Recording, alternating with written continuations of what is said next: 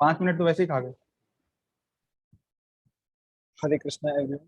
आप सभी का स्वागत है वैदिक विलेज में। और आज हम भगवत गीता कंटिन्यू वहीं से करेंगे। और मैं प्रभु से रिक्वेस्ट वो करूंगा कि वो इन्वोकेशन प्रेयर्स को।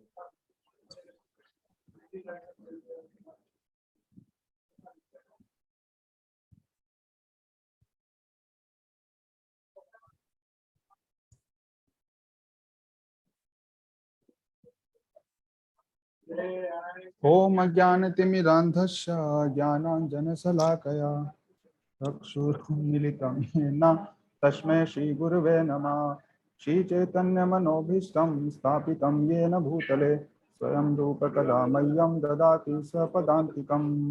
वन्देऽहं श्रीगुरु श्रीयुतापदकमलं श्रीगुरु वैष्णवांश्च श्रीरूपं साग्रजातं सहगणा रघुनाथावितां तं सजीवं साद्वैतं सावधूतं परिजनसहितं कृष्ण चैतन्यदेवं श्रीराधा कृष्ण पादान् सहगणा रघुना ललिता श्री विशाखावितांस। हे कृष्ण करुणा सिंधो दीनबंधो जगतपते गोपिशा गोपिका कांता राधा कांत नमोस्तुते। तप्त कांचन गौरांगी राधे वृंदावनेश्वरी ऋषिभानुसुते देवी प्रणमामि हरिप्रिये। वाञ्छाकल्पतरुभ्यश्च कृपा सिन्धुभ्य एव च पतितानां पावनेभ्यो वैष्णवेभ्यो नमो नमः। नमो विष्णुपादाय कृष्णपृष्ठाय भूतले श्रीमते भक्तिवेदान्ता स्वामिनिति नामिने। नमस्ते सारस्वते देवे गौरवाणी प्रचारिणे निर्विशेषा शून्यवादी पाश्चात्य देशकारिणे। जय श्री कृष्ण चैतन्य प्रभु नित्यानंद श्री अद्वैत गदाधरा श्रीवासादि गौर भक्तवृंदा। हरे कृष्णा कृष्णा कृष्णा हरे हरे हरे रामा राम राम हरे हरे। हरे कृष्णा।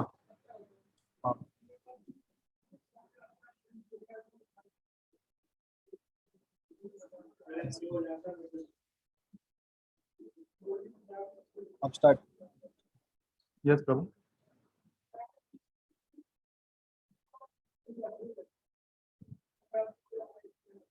So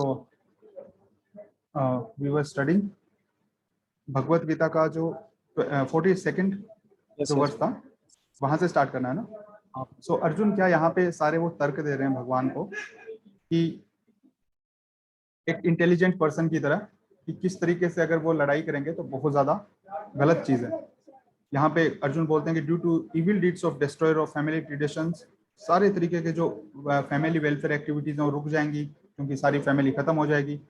और इसलिए जो अर्जुन है वो कह रहे हैं कि भाई इस तरीके से जो ट्रेडिशन है वो खत्म हो जाएगी by irresponsible leaders of the society. जो इररेस्पॉन्सिबल लीडर्स हैं वो केओस कर देंगे पूरी सोसाइटी के अंदर। नाउ अर्जुन आगे कह रहे हैं कि हे कृष्ण आप मतलब समस्त लोगों के जो पालन करता है। मैंने डिसाइप्लिक सक्सेशन से सुना है कि जो लोग फैमिली ट्रेडिशन को ब्रेक करते हैं वो तो हेल में जाते हैं, है ना। अब अर्जुन एकदम मटेरियल वो बातों को ला रहे हैं। तो श्रीला प्रभुपाद एक्सप्लेन करते हैं कि कोई भी इंसान जो है वो टीच नहीं कर सकता real point of actual knowledge को जब तक कि उसकी मदद कौन करे, एक ऐसा सही आदमी करे जो कि पहले से ही उस सही कॉन्शियसनेस में एस्टैब्लिश है।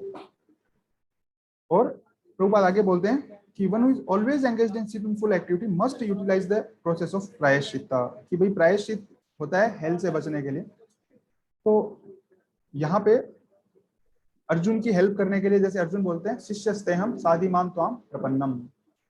अर्जुन कहते हैं कि मैं शरण लेता हूं। तो यहाँ पे अर्जुन अकेले नहीं है, ये खुशकिस्मती की बात है।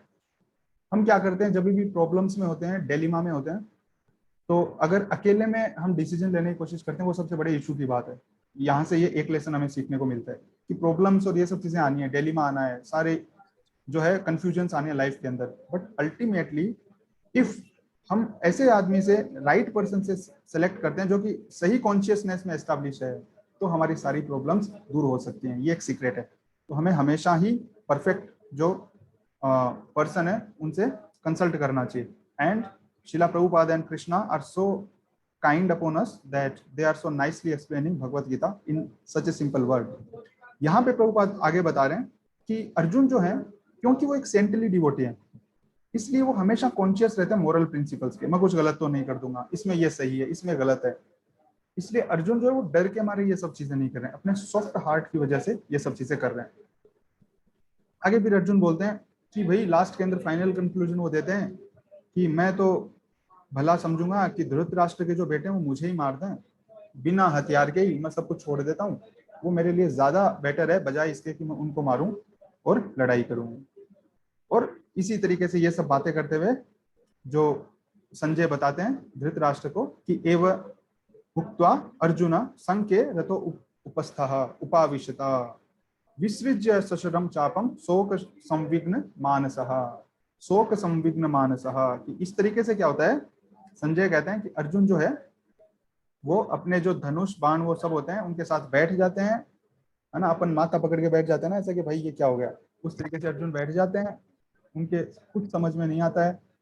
अर्जुन का जो माइंड है वो ओवरवेल्म हो जाता है, किसके साथ, ग्रीफ के साथ। इतने ज्यादा दुखी हो जाते हैं अर्जुन कि कुछ समझ में उनको नहीं आ रहा है।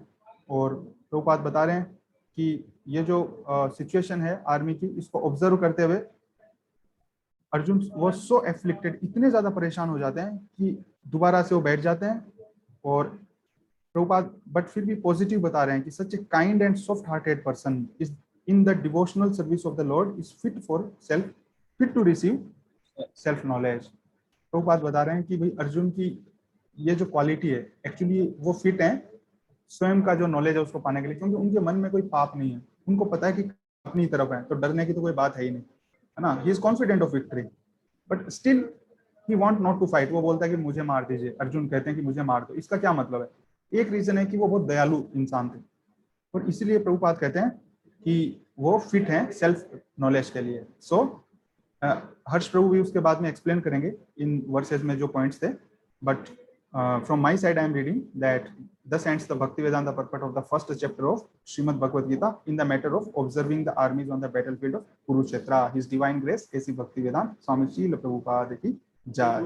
So today we are also starting chapter number 2, contents of Gita summarized. This is the title of the second chapter.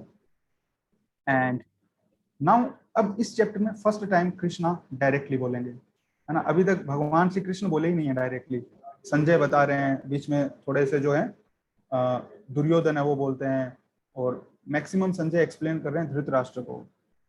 अब Sanjay first chapter second chapter के जो पहला वर्ष उसमें बोलते हैं तम तथा कृपया विष्टम अश्रुपूर्ण कुलेक्षणम विषीदंतम इदम वाक्यम उवाचा मधुसूदना। संजय बता रहे हैं धृतराष्ट्र को कि जब अर्जुन पूरी तरीके से कंपैशन और सोरो से भर जाते हैं, पूरी तरीके से दया और दुख की भावना से जब भर जाते हैं, उनकी आंखें जो हैं आंसुओं से भर आती हैं, एकदम अश्रुधारा निकलने लग जाती है उनकी आंखों से। ऐसी स्थिति पे मधुसूदन श्री कृष्ण कहते हैं ये वर्ड। अब भगवान श्री कृष्ण के श्रीमुख से निकलने वाला पहला श्लोक आएगा भगवत गीता का। तो दैट्स वेरी इंपॉर्टेंट श्लोक। एंड प्रभुपाद बता रहे हैं उस श्लोक से पहले कि ये जो मटेरियल कंपैशन है जो अर्जुन जिसको फेस कर रहे थे, लेमेंटेशन जो है, अर्जुन बोल रहे थे कि बहुत ज्यादा परेशान वो हो गए थे, उनकी आंखों से आंसू बह रहे थे, ये सब किस चीज की साइन है? ये सब साइन है मटेरियल कॉन्सेप्ट ऑफ लाइफ का, बॉडीली कॉन्सेप्ट ऑफ लाइफ का। और हम सभी की भी यही सिचुएशन है। हम भी थोड़ी सी परेशानी आते हैं या तो परेशान हो जाते हैं, रोने लग जाते हैं।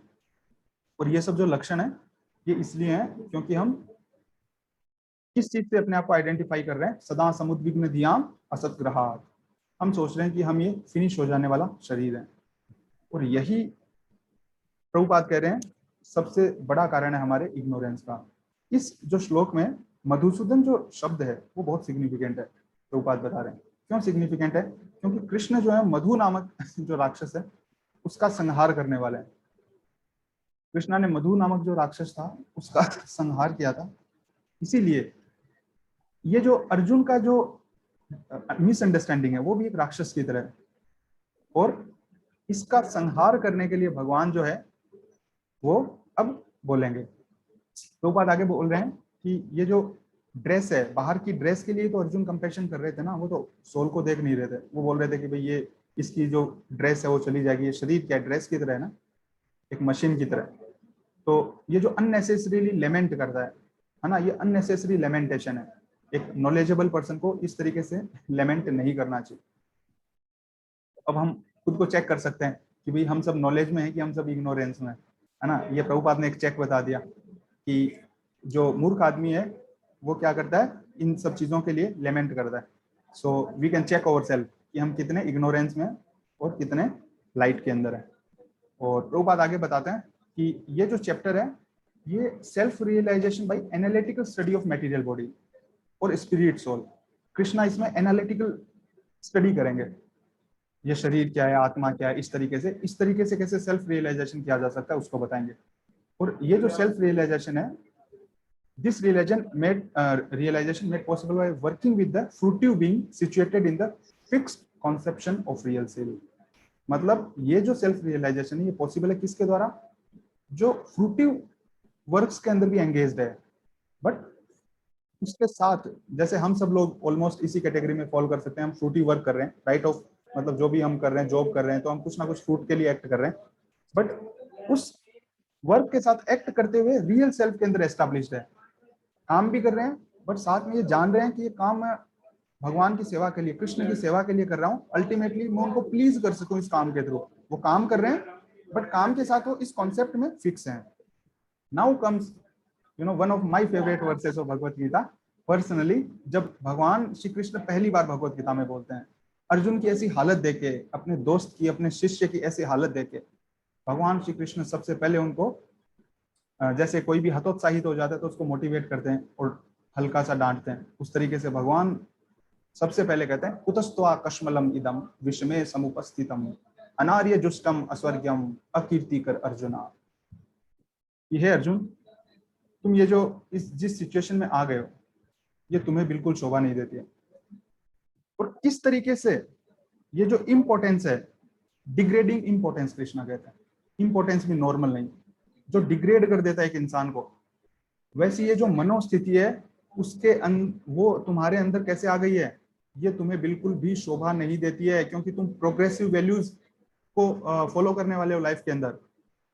और तुम्हारे जैसे इंसान के लिए ये इनफेमी का रीजन बनती है, पूरे लोगों के अंदर क्या करेगी, तुम्हारे नाम को खराब कर देगी, ये बिल्कुल भी तुम्हें शोभा नहीं देती है। इस तरीके से भगवान श्री कृष्ण उनको इनडायरेक्टली थोड़ा चेस्टाइज भी करते हैं, बट साथ में ऐसे उनमें एंथ्यूज करने की भी कोशिश करते हैं कि अर्जुन की कैपेबिलिटीज उनको याद दिलाते हैं कृष्णा। और आगे प्रभुपाद एक्सप्लेन करते हैं इसके अंदर कि जो कृष्णा है उनको भगवान इसलिए कहा गया है यहाँ पे क्योंकि supreme personality of Godhead and Krishna they are identical. जैसे हम इंट्रोडक्शन में पढ़ते हैं कि एटलीस्ट थ्योरेटिकली एक पर्सन को जब भगवत गीता पढ़ रहा है he should believe in this, और इसीलिए भगवान श्री कृष्ण को यहाँ पे भगवान कहा गया। इवन श्रीमद् भागवतम बताता है वदंती तत्व विदस तत्वम यत् ज्ञानम अव्ययम ब्रह्मेति परमात्मेति भगवान इति शब्दते। मतलब भगवान को रियलाइज करने के 3 स्टेप होते हैं, एक होता है इम्पर्सनल ब्रह्मन, एक होता है लोकलाइज्ड परमात्मा, और एक होता है भगवान सेल्फ। और अर्जुन बहुत ही फॉर्चुनेट थे कि सबसे हाईएस्ट लेवल का जो रियलाइजेशन था, भगवान खुद जो है he was personally present before him। और प्रभुपाद ये भी एक्सप्लेन करते हैं कि ये जो 3 इम्पर्सनल जो फीचर्स हैं भगवान के, ये तीनों ही डिवाइन एस्पेक्ट हैं, बट ये डिपेंड करते हैं जो एक पर्सन है डिफरेंट एंगल्स ऑफ विजन से उनको देखा जा सकता है। Harsh Prabhu, I think you should continue now, my time is over.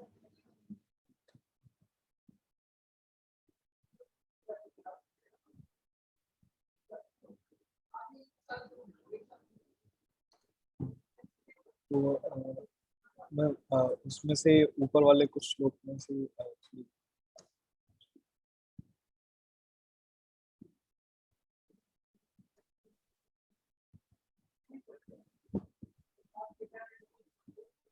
तो तो जैसे जब वो कह रहे थे कि किस तरीके से अगर सभी जो जो पारिवारिक जो परंपराएं हैं वो सब कुछ खत्म हो जाएंगी, तो किस तरीके से पूरी जो सोसाइटी है उसमें एक तरीके से केओस आ जाएगा, पूरा सब कुछ नष्ट हो जाएगा।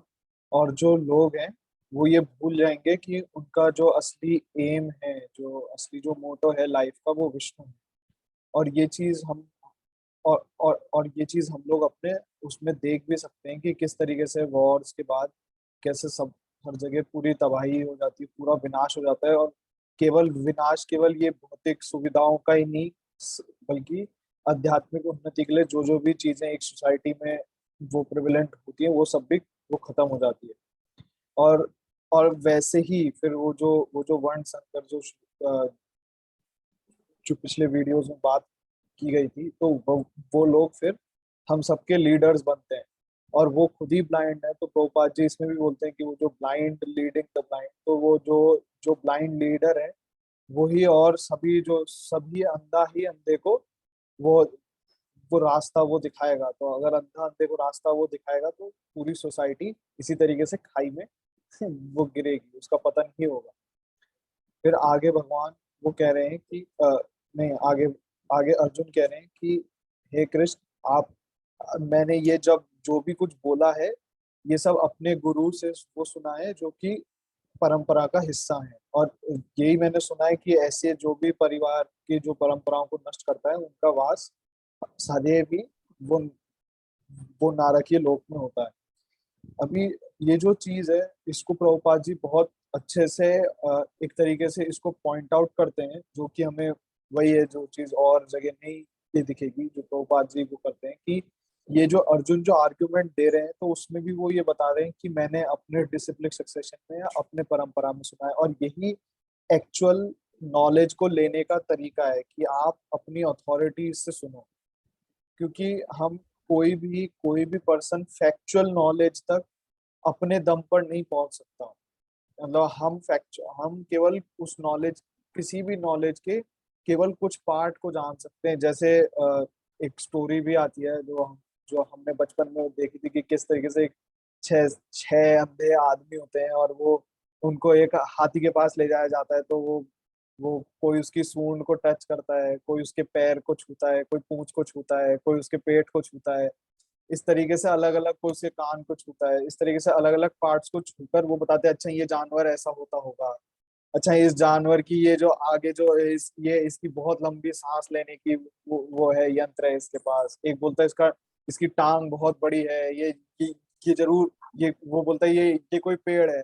इस तरीके से तो वैसे ही क्योंकि नॉलेज जो हम अपने सेंसेस के थ्रू लेते हैं वो गलत होता है। और इसीलिए फैक्चुअल नॉलेज को लेने का तरीका यही है कि हम अथॉरिटी के थ्रू नॉलेज को लें। और वर्णाश्रम सिस्टम में जो अपने पापों को धोने का जो वो तरीका जो सबसे बेस्ट बताया गया है वो यही है, प्रायश्चित। तो प्रभुपाद जी भी इसी को वो बताते हैं कि अगर हमें हेलिश प्लेनेट से बचना है तो प्रायश्चित का मार्ग ही है। और आगे आगे अर्जुन जो है वो बता रहे हैं कि हम लोग मैं ये युद्ध करके इतना बड़ा पाप करने जाऊंगा केवल इसलिए क्योंकि मेरे को राजसी वैभव और राजसी सुख चाहिए। तो ये बहुत ही मेरे लिए स्ट्रेंज है, बहुत ही ये आश्चर्यजनक है, और इसमें मैं इन्वॉल्व नहीं होना चाहता। तो ये जैसे इतिहास में भी हम कई कई जगह ये देखते हैं कि किस तरीके से अपने स्वार्थ के लिए लोग अपने भाई माता पिता सब कुछ उन सबको मार देते हैं। पर अर्जुन जो है वो ऐसा समझ रहे हैं कि ये उनका स्वार्थ होगा मारना। पर भगवान आगे बताएंगे कि किस तरीके से ये उनकी इच्छा है, ना कि अर्जुन की कि उनके भाई बहनों को वो मारा जाए। तो अर्जुन चूंकि एक एक संत हैं, इसीलिए वो अपने जो भी एक्टिविटीज जो भी गतिविधि वो करते हैं उसके लिए बहुत ही सचेत रहना चाहते हैं कि कुछ गलत ना करें। और और वो यहाँ तक कह देते हैं कि इससे अच्छा कि ये लोग मेरे को, मैं इनसे लड़ूं, इससे अच्छा तो ये धृतराष्ट्र और इनके भाई मेरे को निहत्ते ही बिना कुछ उसके ही मार दें, मतलब मैं इनका कोई प्रतिकार ना करूं, उसके बिना ही ये लोग मेरे को मार दें तो सही होगा। अब जब एक क्षत्रिय इस तरह की बातें वो करता है तो फिर भगवान का जवाब देंगे। तो अभी जैसे ये जो है जिस स्टेट में अर्जुन ये कह रहे हैं, तो ये उनका सॉफ्ट हार्टेडनेस है, ये उनका एक तरीके से कायरता नहीं है, ये उनका एक जो संत का जो निशानी है कि वो किसी पे, चाहे उन पे भी, चाहे उस व्यक्ति ने उनको ही हानि किया हो, वो उसको नहीं मारना चाहता। और और वो इसकी चिंता उनको बिल्कुल भी नहीं है कि जो सामने वाली सेना है वो कितना हेल बेंट है, कितना एकदम तत्पर है युद्ध के लिए। फिर आगे संजय बताते हैं कि किस तरीके से अर्जुन बिल्कुल हताश होकर एकदम अवसाद में आकर अपना जो जो गांडीव है उसको रख देते हैं, और अपने इस पे वो रथ पे बैठ जाते हैं, और उनका पूरा जो मन है वो अवसादग्रस्त हो जाता है। अब और ये इसी को, ये जो स्टेट है, इसमें जब अर्जुन में सब कुछ है, इसीलिए वो प्रभुपाद जी इसको कह रहे हैं कि अर्जुन एकदम, क्योंकि उनके हृदय में भगवान के लिए भक्ति है, उनका वो एक, अभी जिस स्थिति में है वो एकदम दरिया दिल है और एकदम वो काइंड है, और यही सबसे बेस्ट एक नेचर है आत्मज्ञान को प्राप्त करने का। तो हमें भी यहाँ पे ये जो चीज है इसको बहुत ही इम्पोर्टेंटली वो प्रभुपाद जी ने इसीलिए इतना इम्पोर्टेंट वो इम्पोर्टेंस देकर इसको लिखा है कि जब भी अगर हमें भी आत्मज्ञान को पाना है तो हमारी भी जो माइंड का स्टेट है वो इसी तरह का होना चाहिए। हमें कोई मोटिव के साथ ये भगवत गीता को नहीं पढ़ना है कि मेरे को ये पा लेना है, या ऐसे करके मैं इससे बिजनेस कर लूंगा, या फिर जैसे कुछ लोग पढ़ते हैं तो वो आगे जाके उनको वो सुनाएंगे और इससे बिजनेस वो करेंगे। तो इस तरह का हमारे मन में कोई भी दुराभाव नहीं होना चाहिए, और इसीलिए हमें भगवान के डिवोशनल सर्विस में भक्ति की भावना के साथ ही ये नॉलेज को पढ़ना चाहिए। अभी आगे चैप्टर 2 में जो कि है contents of the Gita summarised, की सब पूरी गीता का जो समरी है वो चैप्टर 2 में एक तरीके से वो भगवान को दे रहे हैं। तो प्रभु ने इसको वैसे बहुत अच्छे से एक्सप्लेन किया है, पर मैं एक्चुअली इसमें कुछ स्टोरीज आपको सुना दूंगा। वो जैसे जो कहा कि मटेरियल कंपैशन, जो भौतिक चीजों के लिए जो दया है कि ये सब मेरे सगे संबंधी हैं, इनको कैसे मार दें। लेमेंटेशन, जो अवसाद की जो भावना है, और अश्रु जो है, ये तीनों ही ये एक खुद के खुद खुद के प्रति अज्ञानता जो है उसको दिखाते हैं, उसके साइन है। और और और प्रो, और प्रोपा जी नेक्स्ट लाइन में यूं कहते हैं कि पहली लाइन का क्या है, मटेरियल कंपैशन, कि भौतिक जो दुख है वो आपका अज्ञान है, लेकिन किसके लिए एक्चुअल में कंपैशन होना चाहिए, कंपैशन किसके लिए, दया होनी चाहिए इटर्नल सोल के लिए, और compassion for the eternal soul. और ये जो है यही ये आपका सेल्फ रियलाइजेशन या आत्मज्ञान है। ये चीज जो है ये हम मतलब बहुत ही कम लोगों में, बिकॉज ये दिखती है, और ऐसे ऐसे कई सारे डिवोटीज के इंस्टेंसेस हैं जहाँ पे लोगों को ये लगता था शुरू में कि प्रभुपाद जी जो हैं वो ऐसे गुरु हैं जो बिजनेस करने आए हैं या कुछ नहीं है। पर जब एक्चुअल में हम उन लोगों का वो सुनते हैं कि जब वो मिले, या फिर उनके भी कई कई बार उनके माता पिता इतने इतने गुस्से में आ जाते थे कि ऐसे कैसे मेरा बेटा वो, मतलब इसमें आपने ना ये स्वामी के फेक स्वामी के चक्कर में है। तो मिलने जाते थे, तो जब प्रभुपाद जी उनको देखते थे तभी वो उनका जो पियर्सिंग जो लुक है, तो आप देख सकते हो कि प्रभुपाद जी का जो स्माइल है, जिस तरीके से वो लोगों को देख के बात करते हैं, उसी में उसको पता चल जाता है एक आदमी को कि ये जो संत है ये कोई आम संत नहीं है। ये कोई ऐसा नहीं है जो आसपास आपको बहुत लोग घूमते हुए वो मिल जाएंगे। उनके केवल बात करने मात्र से ये झलकता था कि इन्हें हर एक सोल के लिए जो कि इस भौतिक जगत में भटका हुआ है, फंसा हुआ है हम लोग की तरह, उनके लिए कितना कंपैशन है, और कितने वो एक तरीके से आतुर हैं इनको वापस भगवत धाम ले जाने के लिए। तो ये चीज हमने कई कई डिवोटीज से सुनी है और कई कई जगह पे ये मेंशन भी है। और इसीलिए प्रभुपाद जी भी इसको बहुत अच्छे से वो करते हैं कि compassion for the eternal soul is self realisation, कि ये स्वयं के लिए भी सही है और ये सामने वाले के लिए, जब हम कभी स्टेट में पहुंचेंगे तो ये सामने के लिए, सामने वाला जो इटर्नल सोल है किसी का, उसके लिए भी ये सही है। पर हमें पहले खुद के इटर्नल सोल पे कंपैशन होना चाहिए कि हमारा अभी हमारा कंपैशन इस बॉडी के साथ है या हमारे इटर्नल सोल के साथ है। तो जहाँ पे कंपैशन होगा आप उसी के लिए काम करेंगे।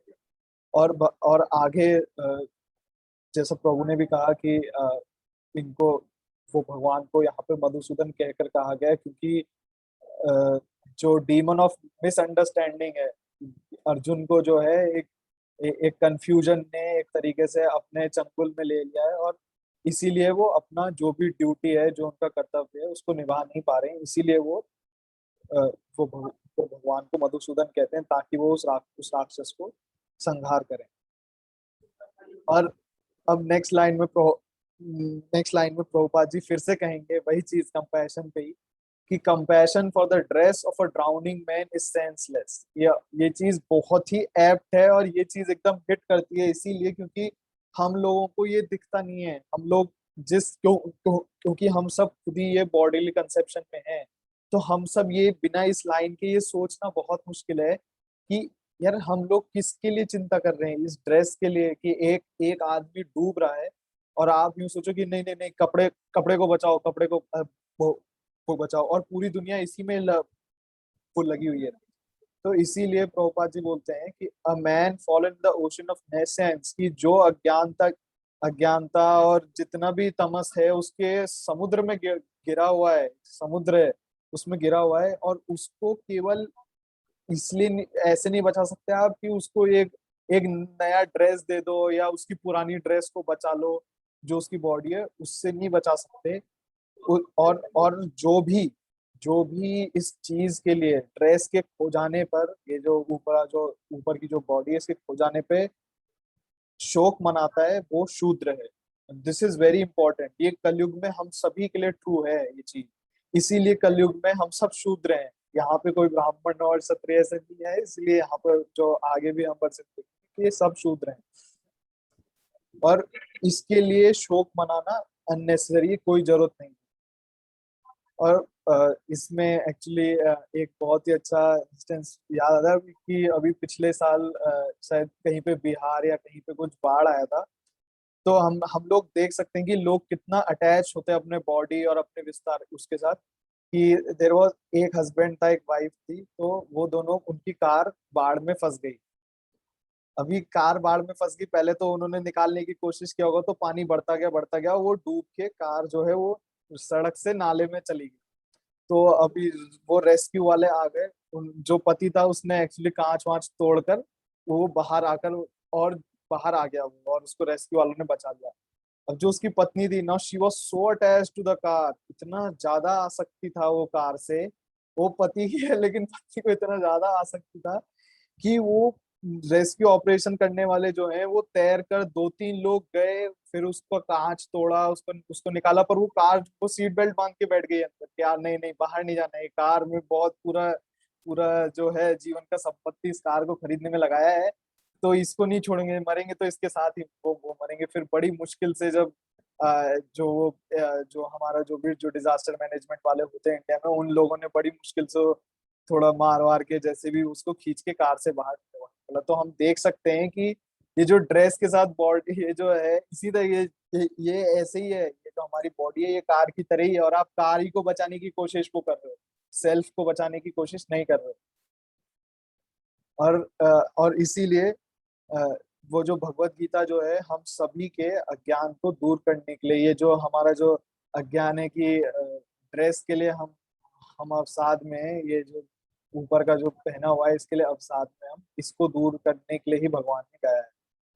और ये जो रियलाइजेशन है, ये किसी का भी, जब कोई भी फ्रूटिव बीइंग जब सिचुएटेड होगा कि ये इस चीज में कि मेरे को खुद को जानना है, मेरे को आत्म आत्म को जानना है, मेरे को खुद को समझना है, जब वो इस कॉन्शियसनेस चेतना में आएगा, तभी ये ये रियलाइजेशन ये पॉसिबल है। फिर आगे भगवान कहते हैं टेक्स्ट 2 में कि कि जो जैसे वो प्रभु ने वो बताया कि किस तरीके से वो भगवान उनको डांट रहे हैं और उनको बता रहे हैं कि ये किस तरह का तुम्हारा ये बिहेवियर है और क्या किस तरीके से तुम ये ऐसे अवगुण तुम्हारे अंदर आ गए हैं कि तुम इस तरीके से बैठकर ये वो लिमिट वो कर रहे हो, रो रहे हो। और ये किसी जो जो कोई भी आदमी जो प्रोग्रेसिव लाइफ जी रहा है उसके लिए ये बिल्कुल भी अच्छा नहीं है। और ये जो चीज है ये ना तो तुम्हें ऊपर के लोकों में जो स्वर्ग लोक है उसमें ले जाएगा, और बल्कि ये तुम्हें पूरी जगह पे कुख्यात मतलब एक तरीके से तुम्हारी जो है हर जगह वो बुराई ही होगी। अभी यहाँ पे एक चीज इम्पोर्टेंट है, वो वो वो प्रभुपाद जी ने मैं उसको मेंशन भी किया है, श्री भगवान उवाचा, कि भगवान जब भी कृष्ण कुछ भी बोलेंगे या कुछ भी अर्जुन को इंस्ट्रक्शन देंगे तो हर बार हम देखेंगे कि ये स्टेटमेंट यूज किया गया है। और इसीलिए प्रभुपाद जी भी इसको बहुत अच्छे से एक्सप्लेन वो करते हैं कि क्यों भगवान वो कहा गया है। तो भगवान जो है वो ऐसा नहीं होता है कि कोई बहुत बड़ा पर्सनैलिटी है, या भगवान अल्टीमेट जो भी एब्सोल्यूट ट्रूथ में जो परम सत्य है उसका जो अल्टीमेट है वो भगवान। अल्टीमेट मतलब उसका जो टॉप मोस्ट है, या उसका जो एकदम बिल्कुल उसका आप यूं समझ लो उसका जो कारण है, अंतिम सत्य का जो कारण है वो भगवान। तो और जो एब्सोल्यूट ट्रूथ है, जो जो पूर्ण सत्य है, उसे तीन तीन भागों में हम समझते हैं। पहला भ्रम, दूसरा इम्पर्सनल और ऑल परवेसिव स्पिरिट, जिसे हम परमात्मा वो कहते हैं, वो जिसे हम कहते हैं कि जो कण कण में व्याप्त हैं परमात्मा। और या फिर लोकलाइज्ड एस्पेक्ट, लोकलाइज मतलब कि एक जगह पे, जैसे मतलब वो क्योंकि अपनी इच्छा से वो भगवान एक जगह पे आते हैं और अपनी लीला वो दिखाते हैं, तो localised aspect of supreme within the heart of, नहीं नहीं एक्चुअली हाँ, लोकलाइज्ड एस्पेक्ट मतलब जो पूरे में फैला हुआ है, और भगवान या सुप्रीम पर्सनैलिटी ऑफ गॉड है लॉर्ड कृष्ण। और इसीलिए श्रीमद् भागवतम में भी जो प्रभु ने जो बताया कि किस तरीके से एक्सप्लेन है कि तीन तीन तरीके से हम भगवान को समझ सकते हैं। और इसका एक बहुत ही अच्छा एग्जाम्पल है सूर्य। तो सूर्य में जैसे तीन चीजें होती है, उसका प्रकाश, एक स्वयं सूर्य लोक, और फिर उसके बाद और फिर उसमें सूर्य देव।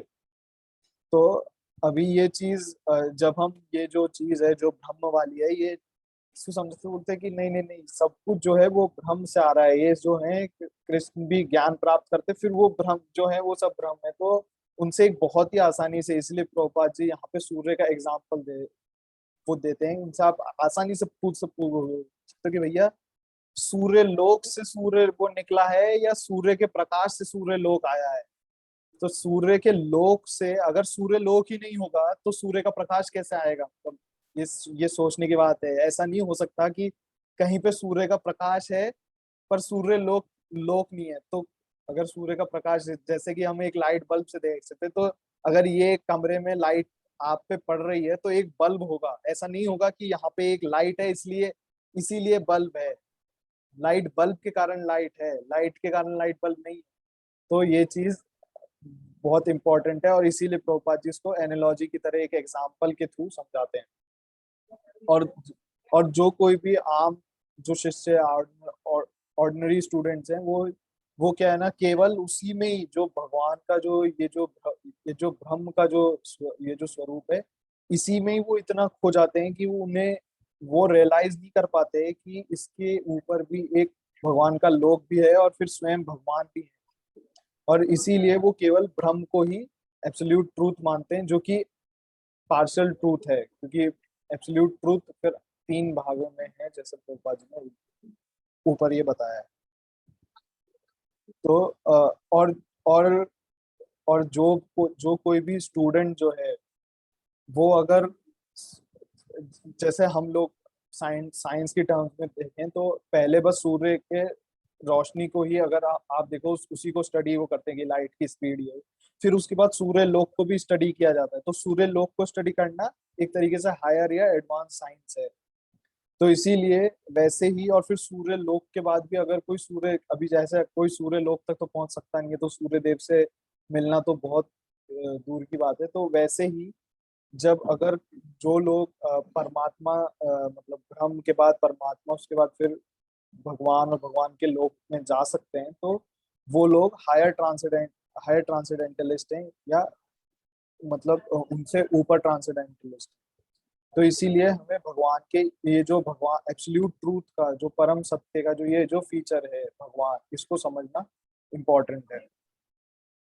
तो कहने को तो सभी जो भी इस विषय में है, परम सत्य को जानने के विषय में, वो सभी एक ही स्टूडेंट हैं, लेकिन उन सब का जो सब्जेक्ट मैटर है वो अलग अलग है। एक जो है वो प्रकाश को पढ़ रहा है, एक जो है वो सूर्य लोक को पढ़ रहा है, और एक जो भगवान स्वयं है, जो सूर्य देव एक तरीके से हैं, उनको पढ़ रहा है। और इसीलिए संस्कृत में पराशर मुनि जो है, जो कि व्यास देव जी के पिता हैं, वो भगवान की डेफिनेशन कंप्लीट देते हैं। मैं वो मैंने निकाला भी वो है। तो वो कहते हैं, ऐश्वरस्य समग्रस्य वीर्यस्य यशस श्रिय ज्ञान वैराग्योश्चैव शन्नम भगम इतिंगना। तो तो वो कह रहे हैं कि जिनके पास ये 6 चीजें जो हैं वो पूर्ण हो, मतलब अनलिमिटेड हो, उसको हम भगवान कह सकते हैं। किन क्या क्या वो चीजें हैं? प्रभु, you need to sum it up a little quickly, less than 1 minute remaining. Yes yes, वो इसको फिर कल से ही कंटिन्यू। ओके ओके, कल आप कर लीजिए। तो ब्रह्मगीता में भी एक श्लोक है इसमें, ओम पूर्णमिदम, वो मेरे को याद नहीं आ रहा। ईशोपनिषद का श्लोक है, ओम पूर्णमिदम पूर्णमिदः पूर्णात् पूर्णमुदच्यते पूर्णस्य पूर्णमादाय पूर्णमेवावशिष्यते। So thank you so much, Harsh Prabhu, for explaining so nicely. तो वो इसको वाइंड अप करते हैं। Wind up कर दो। ग्रंथराज श्रीमद् भगवत गीता की जय जय श्रील प्रभुपाद की जय। जय ताई गौर प्रेमानंदे। हरि हरि और हरि